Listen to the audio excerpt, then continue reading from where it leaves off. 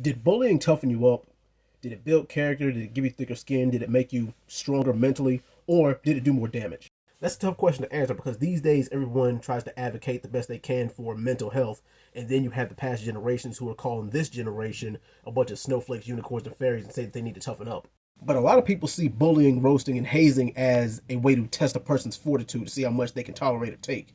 I know this world throws enough obstacles at you, but that's the thing, is that this is not a kind world.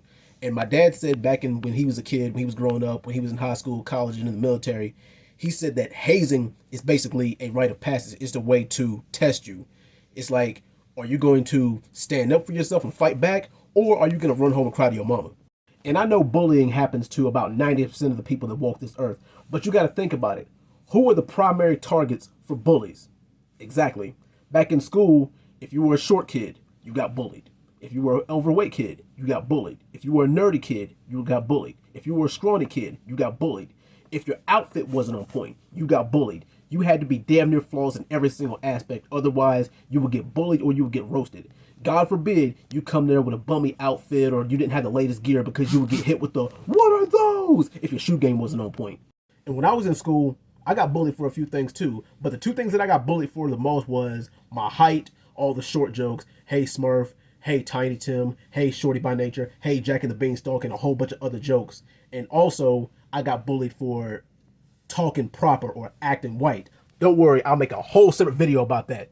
And at one point, the bullying got so bad to the point where I would go home and try to write some jokes for everybody just in case. So that way I wouldn't look stupid at the next roast session. How paranoid y'all gotta be for that to happen? Because one time I caught a stray. Like I was just walking by and then my shoes got made fun of. And I didn't have no snappy comeback. So I was just like, haha, good when I tried to laugh it off like I wasn't hurt, but my feelings really were hurt. So then I went home and wrote about at least a dozen and a half jokes on this one dude.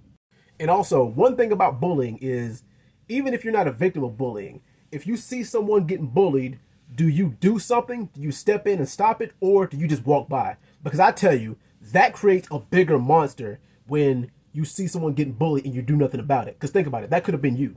And also, a lot of people who are the biggest bullies are bullies themselves. Notice that a lot of the adults who are the biggest advocates for bullies were bullies themselves. And guess what? It came around full circle now that they have kids or old enough to be in elementary and middle school, and they hear about their kids getting bullied.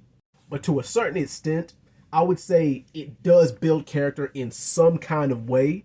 Because guess what? There's some people who actually fought their bullies and they're cool now. But at the rate that the people are deleting themselves from this earth, bullying does have to stop. And if you're a person who does see something and you don't step in, then you're just as guilty as they are.